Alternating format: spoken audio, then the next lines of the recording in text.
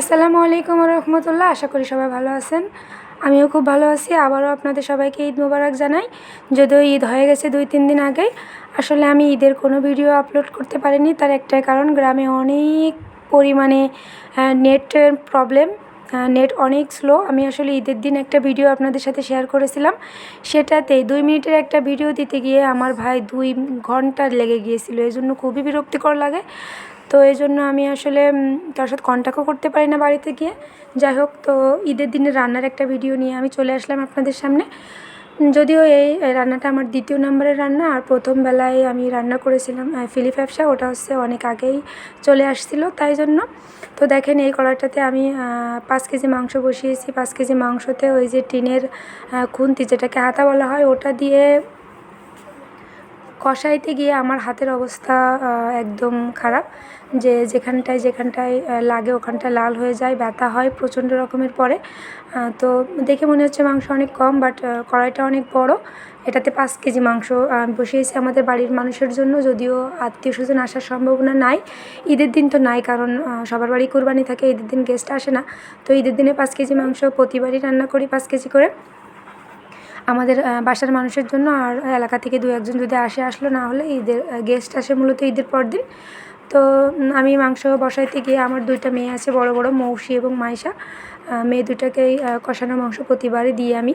তো ওরা এবারও আমাকে মনে করিয়ে দিয়েছে যে চাচি আম্মা আমাকে কিন্তু কষানো মাংস দিবা। তো 2জনকে মাংস দিয়ে দিলাম, ওরা নিয়ে চলে গেল। তো মাংস আমার কষানো শেষ, আমি এখন পানিতে দিয়ে চুলার উপর বসিয়ে দেবো এবং চলে যাব আমি গ্যাসে রান্না করতে বাকি রান্নাটা। এই যে আমি আপনাদের চুই ঝাল দেখিয়ে দিলাম।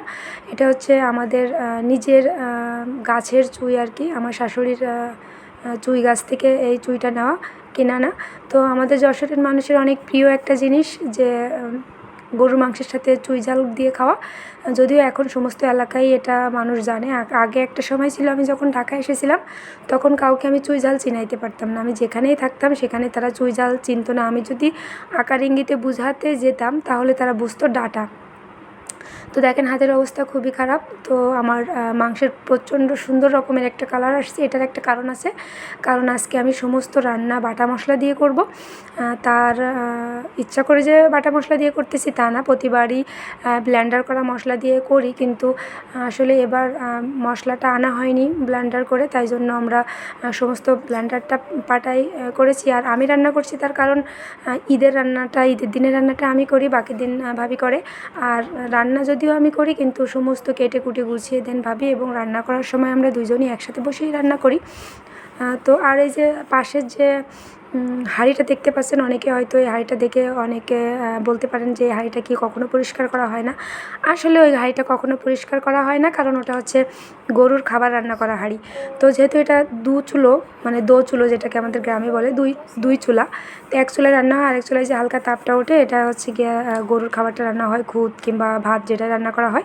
আর এই যে বড়ি, যেটাকে গরুর গোবর দিয়ে বড়ি বানানো হয়, ওটা হচ্ছে চুলার উপরে দিয়ে রাখছে আম্মু, যাতে ওটা গরম হয়ে যায় এবং রান্নার সুবিধা হয়।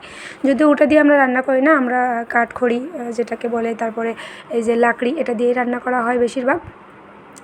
তো এই যে আমার লাকড়ি এনে দিছে আম্মু, আমি রান্না করছি। আর যে পরিমাণ গরম এবার এলাকায়, তো আপনারা যদি না থাকতেন তো বিশ্বাস করবেন না। এটা হচ্ছে ফ্যানটা এনে দিয়ে গেছে আমার শ্বশুর, প্রতিবারই উনি দিয়ে যান। যদিও এবার অসুস্থ, তারপরে ওনার এই জিনিসটা মাথার থেকে যায় না। দেখেন অসম্ভব সুন্দর একটা কালার এসেছে। এটা হচ্ছে বাটা মশলার গুণ যেটাকে বলে, সমস্ত মশলায় বাটা।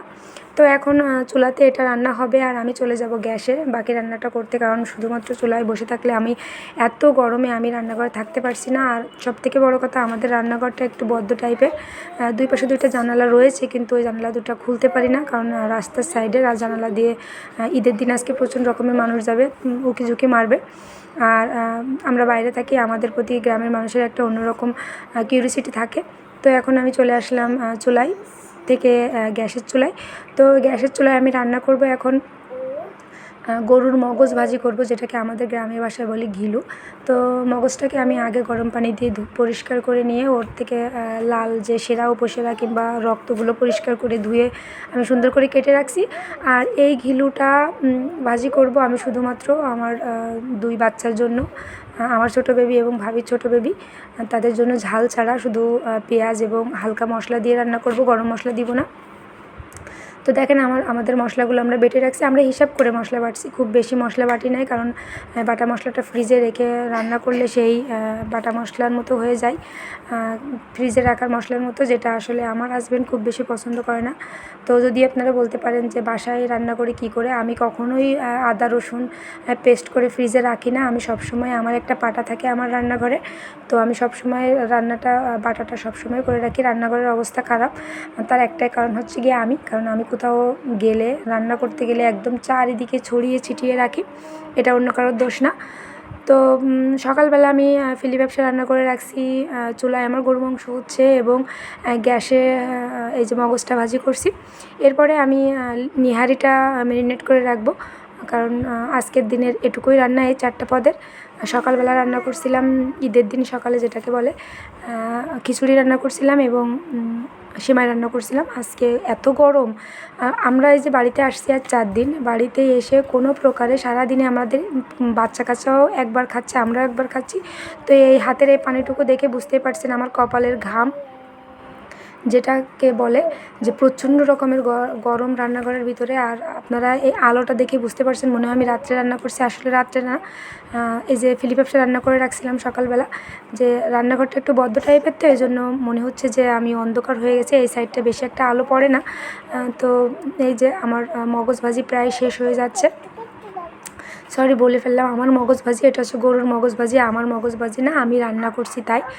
যদিও কথার বলতে গেলে আমার মগজ ভাজি হয়ে যায়। যাই হোক, আমি সকালবেলা ভোরবেলা আম্মু উঠে চুলাটা লেপে পুছে একদম দিয়েছিল, তারপরে আমি রান্না করতে এসেছি। আমি একটু দেরি করেই উঠি গ্রামে গেলে, যে আমার একটু ঘুমোতে পছন্দ করি, আর এটা সবাই জানে, কেউ ডাকেও না, আমাকে না ডেকেই সবাই রান্না করে চলে আসে, ভাবি আম্মু সবাই। আমার মাংস রান্না প্রায় শেষ হয়ে যাচ্ছে।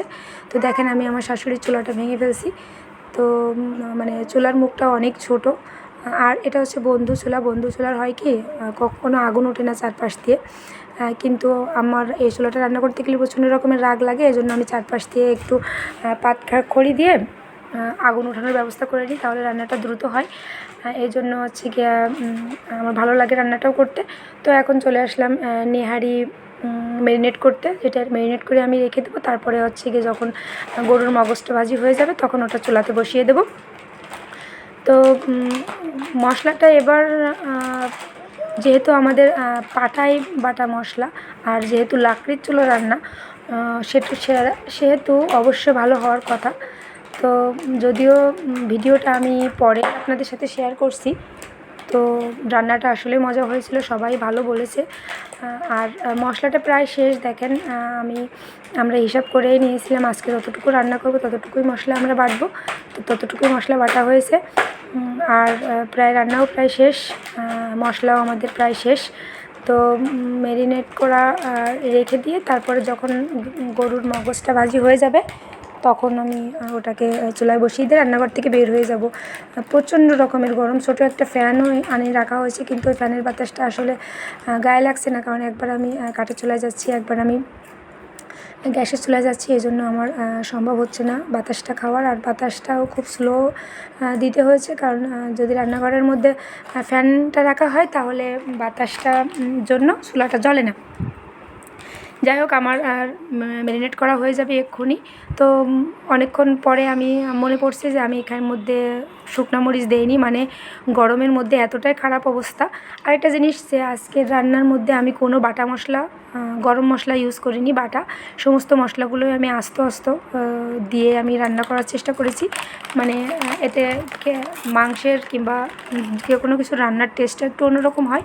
আর আজকে যেহেতু অন্যরকম হয়েছিল, কারণ যেহেতু আমরা বাটা মশলা ব্যবহার করেছি, এটা বাটা মশলাটা আমার কাছে খুব বেশি নতুন না, কারণ আমি বাসাতেই বাটা মশলা দিয়েই রান্না করি, এটা আমি আপনাদের আগেও বলেছি। তো যাই হোক, এই যে বড় হাড্ডিটা উঠিয়ে ভাবিকে দেখিয়ে বলছিলাম, ভাবি এটা কিন্তু আমি খাবো। তো ভাবি ওরা হাসাহাসি করছিলাম আমরা, যে তুই যখনই কিছু রান্না করিস তখনই বলিস আমি খাবো, কিন্তু আসলে খাস না। তো পানি একটু বেশি করে দিলাম, কারণ এটা যখন সেদ্ধ হয়ে যাবে তারপরে ঢাকনাটা খুলে অনেকক্ষণ এটাকে জাল করতে হবে, তাহলে নেহারিটা মজা হবে। তো আমি আমার প্রসেসিংয়ে রান্না করি, আমি একে দেখে তাকে দেখে আমি চেষ্টা করি না, যে যতটুকু নিজে পারি করার চেষ্টা করি, বাদবাকিটা মাশাআল্লাহ হয় আর কি, আলহামদুলিল্লাহ সবাই বলে। তো যাই হোক, সবাই ভালো থাকবেন, সুস্থ থাকবেন, সবাইকে আবারও ঈদ মোবারক জানাই। আর রিকোয়েস্ট করব যে যদি ভালো খারাপ যাই লাগে একটু কমেন্ট করে জানাবেন, আর লাইক করবেন প্লিজ, কারণ আপনারা কেউ লাইকই করেন না। যাই হোক, সবাই করেন না এটা বলা ভুল, অনেকে করেন। আমার অনেকে খুব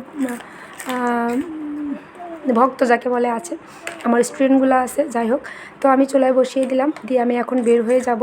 প্রচণ্ড রকমের গরম লাগছে। তো ভালো থাকবেন সবাই, সুস্থ থাকবেন। আর যারা এখনও আমার চ্যানেলটাকে সাবস্ক্রাইব করেননি প্লিজ সাবস্ক্রাইব করে দেবেন। সবাইকে আল্লাহ হাফিজ, টাটা।